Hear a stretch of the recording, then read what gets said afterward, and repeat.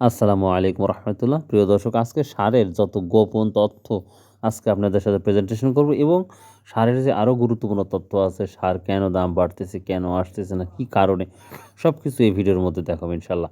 তো যারা এখনও চ্যানেলটা সাবস্ক্রাইব করেনি সাবস্ক্রাইব করে রাখবেন ইনশাল্লাহ। তো চলুন যাওয়া যাক। আজকে পেঁয়াজের পুরা ডিটেল আজকের সার সম্পর্কে পুরা ডিটেল আলোচনা করব, যেটা আপনাদের জন্য অনেক অনেক কাজে আসবে এবং সার নিয়ে যে সংশয় সেটা ইনশাল্লাহ আপনাদের মাইন্ডসেটে পরিবর্তন হবে। তো চলুন যাওয়া যাক।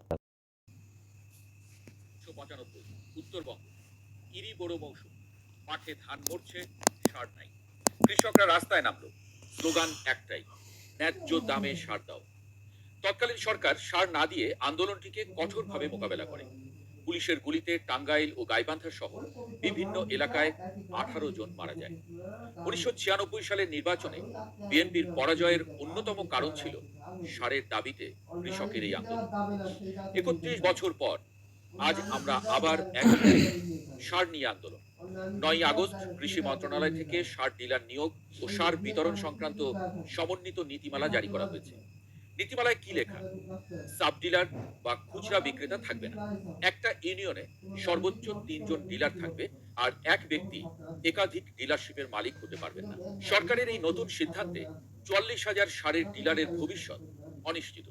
তারা এখন ঢাকায় জাতীয় প্রেস ক্লাবের সামনে আন্দোলন করছেন। এরই মধ্যে তারা কৃষিমন্ত্রী আমিনুর রশিদ এবং কৃষি সচিব সেলিম খানের সঙ্গে বৈঠকও করেছেন।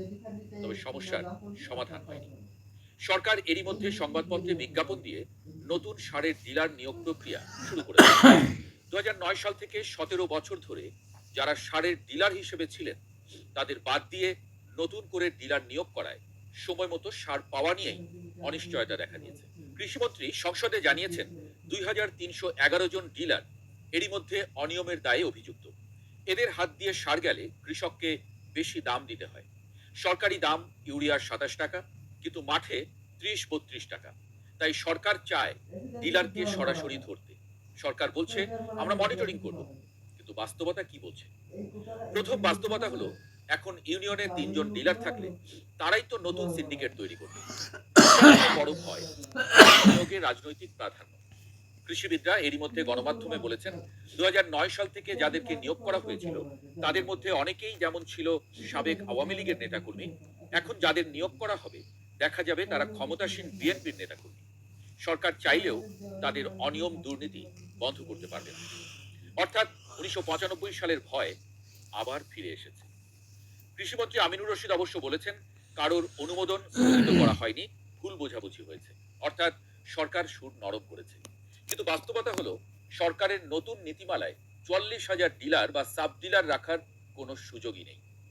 চলুন খাতা কলমের হিসাবটা পরিষ্কার করা যাক। এতদিন বাংলাদেশে ইউরিয়া সার সরবরাহ করত Bangladesh chemical industries corporation BCIC, এবং নন ইউরিয়া টিএসপি ডিএপি এমওপি বিতরণ করত উন্নয়ন কর্পোরেশন বিএডিসি। পুরনো সিস্টেমে ৩টি স্তর ছিল: উপজেলা পর্যায়ে ডিলার, ইউনিয়ন পর্যায়ে সাব ডিলার এবং গ্রাম ও বাজার পর্যায়ে কার্ডধারী খুচরা বিক্রেতা। এইভাবে সারা দেশে ৮৫,০০০ গ্রামে প্রায় ৫০,০০০ বিক্রেতা ছিল। নতুন নীতিমালায় পৃথক ডিলারশিপ ও সাব ডিলার প্রথা বিলুপ্ত করে একীভূত ডিলার কাঠামো তৈরি করা হয়েছে। প্রতিটি ইউনিয়ন ও পৌরসভায় সর্বোচ্চ ৩ জন করে সমন্বিত ডিলার থাকবেন। ডিলারের মূল কেন্দ্রের বাইরে আরো ২টি বিক্রয় কেন্দ্র থাকবে, যেখানে ডিলার মনোনীত এবং সরকারি কমিটি কর্তৃক অনুমোদিত বিক্রয় প্রতিনিধি সার বিক্রি করবেন। সহজ কথায় বাংলাদেশে ৫০,০০০-এর বদলে প্রায় ১৫,০০০ বিক্রেতা থাকবে। বাংলাদেশ সরকারের কৃষি মন্ত্রণালয়ের প্রতিবেদন অনুযায়ী দেশে প্রতি বছর প্রায় ৭০ লাখ টন রাসায়নিক সারের প্রয়োজন হয়। এই বিশাল পরিমাণ সারের সিংহভাগ সরকারকে আন্তর্জাতিক বাজার থেকে চড়া দামে কিনে এনে বিশাল ভর্তুকি দিয়ে কৃষকের হাতে পৌঁছতে হয়। মোট ভর্তুকির পরিমাণ প্রায় ৩০,০০০ কোটি টাকা। সরকারের যুক্তি হলো, এই বিশাল ভর্তুকি যেন বিদেশে পাচার হয়ে না যায় কিংবা অসাধু ব্যবসায়ীদের পকেটে না যায়, সেই জন্য তারা তদারকি করবে।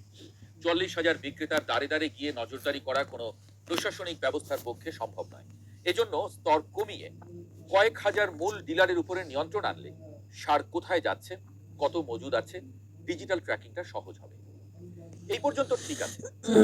ইউনিয়ন বা পৌরসভায় মাত্র ৩ জন ডিলার থাকলে কৃষকের পরিবহন খরচ বাড়বে, আর বিকল্প না থাকায় ডিলারের নির্ধারিত মূল্যেই সার কিনতে হবে। সেজন্যই সারের খুচরা বিক্রেতারা আজকে প্রেস ক্লাবের সামনে দাঁড়িয়েছেন। তারা বলছেন অন্তত 2 লাখ পরিবারকে সেবা দেন তারা, অনেক সময় বাকিতে সার দেন, ডিলাররা যা দিতে পারবে না। তারা বলছেন গ্রামের কৃষি অর্থনীতি চলে বিশ্বাসের অদৃশ্য সম্পর্কের উপরে। কথাটা পুরোপুরি মিথ্যা নয়, কিন্তু বোরো বা আমন মৌসুমে কৃষকের হাতে নগদ টাকা থাকে না। খুচরা বিক্রেতারা সম্পূর্ণ বাকিতে বীজ ও সার দেন। ফসল কাটার পর কৃষক সেই টাকা পরিশোধ করে। হঠাৎ করে খুচরা বিক্রেতাদের বাদ দিলে কৃষকের কাছে পড়ে থাকা শত শত কোটি টাকার বাকির খাতা এক মুহূর্তে অনিশ্চয়তায় পড়ে যাবে। স্থানীয় এনজিও বা ব্যাংক থেকে ঋণ নিয়ে যারা এই ব্যবসা সাজিয়েছিলেন তারা রাতারাতি দেউলিয়া হওয়ার উপক্রম হয়েছেন। আর চলতি মৌসুমে হাতে নগদ টাকা না থাকার কারণে কৃষক যদি সার নিতে না পারেন তাহলে কৃষির উৎপাদন কম হবে। উৎপাদন কম হলে কৃষির খরচও হয়তো উঠবে। যারা ধার দেনা করে কৃষি কাজ করছেন তারা যদি ঋণের দায়ে পড়ে যান তাদের জীবনও অনিশ্চিত হয়ে পড়বে। আমরা যারা ঢাকায় বসে এই ভিডিও দেখছি বিপদে পড়বো আমরাও।